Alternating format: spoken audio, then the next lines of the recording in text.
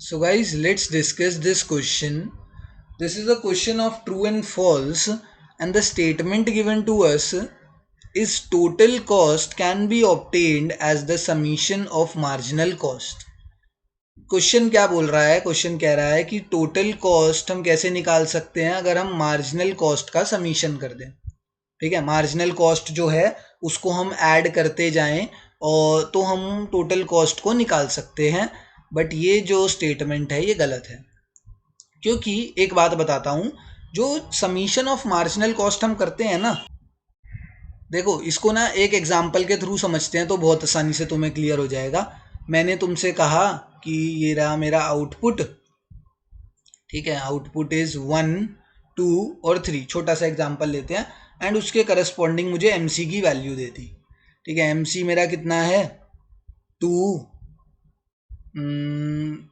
2 फिर 6 and then 8. 2, 6, 8 दे दिया. And यहाँ पर ना मुझे टीएफसी की वैल्यू भी दे रखी है. टोटल फिक्स्ड कॉस्ट जो है मेरा वो भी मुझे दे रखा है. कितना है? 2, 2, 2. फिक्स्ड कॉस्ट तो हमेशा सेम ही रहता है तो वो इतना दे रखा है.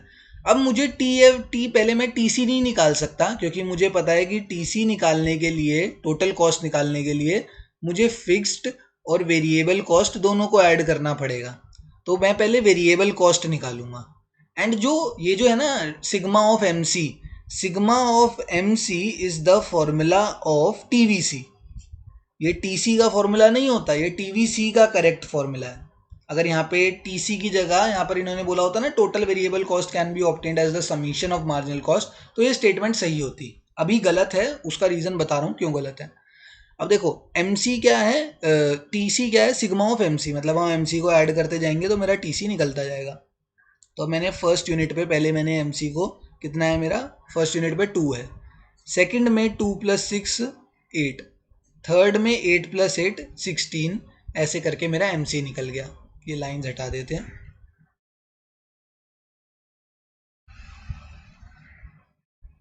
ठीक है, ऐसे करके मेरा क्या निकल गया? ऐसे करके मेरा टीवीसी का वैल्यू निकल गया जब मैंने एमसी को हर यूनिट वाले एमसी को ऐड करता गया. अब मेरा टीवीसी का वैल्यू निकला, ना कि टीसी का. अब अगर मैं सिग्मा ऑफ एमसी करूं तो मेरा टीसी और टीवीसी का वैल्यू सेम आ जाएगा, क्योंकि अगर मैंने सिग्मा ऑफ एमसी करा तो मेरा टीसी और टीवीसी का वैल्यू सेम आ जाएगा. एंड वो नहीं हो सकता, सेम नहीं आ सकता. क्यों? क्योंकि टीसी के अंदर फिक्स्ड कॉस्ट की वैल्यू भी इंक्लूडेड होती है. एंड जब हम सिग्मा ऑफ एमसी करते हैं तो उसमें फिक्स्ड कॉस्ट निगलेक्ट हो जाती है.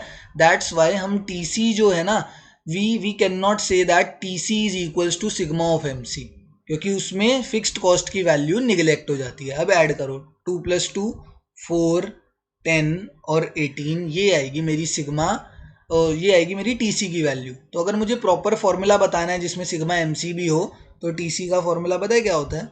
वो होता है sigma MC plus TFC.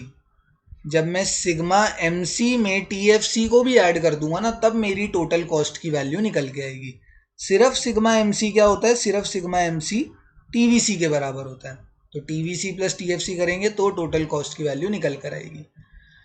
Therefore, this statement is false. Reason is simple, because the summation of marginal cost is equal to total variable cost as it measures as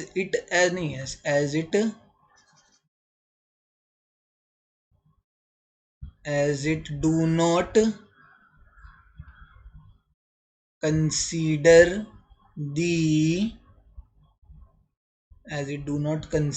the value of total fixed cost. ठीक है, summation of MC total variable cost के बराबर होता है. Reason is simple, क्योंकि MC जो है वो टीएफसी की वैल्यू को कंसीडर नहीं करता, वो सिर्फ वेरिएबल कॉस्ट की वैल्यू को देखता है. क्योंकि एमसी क्या है? MC is the marginal cost, कि कितनी कॉस्ट ऐड हो रही है. एंड टीएफसी तो हमेशा कांस्टेंट रहती है, उसमें तो कुछ ऐड ऑन या सब्ट्रैक्ट नहीं होता। ऐड हमेशा किस में होता है? वेरिएबल कॉस्ट में। इस वजह से एमसी जो है वो वेरिएबल कॉस्ट की वैल्यू बताती है हमें, ना कि फिक्स्ड कॉस्ट की। एंड टोटल कॉस्ट जो है उसमें फिक्स्ड और वेरिएबल कॉस्ट दोनों होती है। That's why we can not say that total cost can be obtained as the summation of marginal cost. ये ध्यान से देख लेना, इतना अच्छे से रीजन समझाया, ठीक है, तब भी समझ आ जाएगा। बट ये एक स्टेटमेंट लिखनी भी ज़रूरी होती है ट्रू और फॉल्स के केस में। तुम्हारे पेपर में ज़रूरी ना, मतलब होती ही है, 1 मार्कर में भी ज़रूरी होती है जब तुम पेपर में लिखते हो, खासकर फॉल्स वाले केस में। अनलेस और अनटिल तुमसे नहीं मांगा गया क्वेश्चन में, तुमसे नहीं बोला गया कि स्टेट द रीज़न, अगर तुमसे रीज़न नहीं मांगा गया तो ट्रू एंड फॉल्स में भी काम बन जाता है। बट अगर रीज़न मांगा गया तो रीज़न लिखना ज़रूरी होता है। ठीक है, थैंक यू।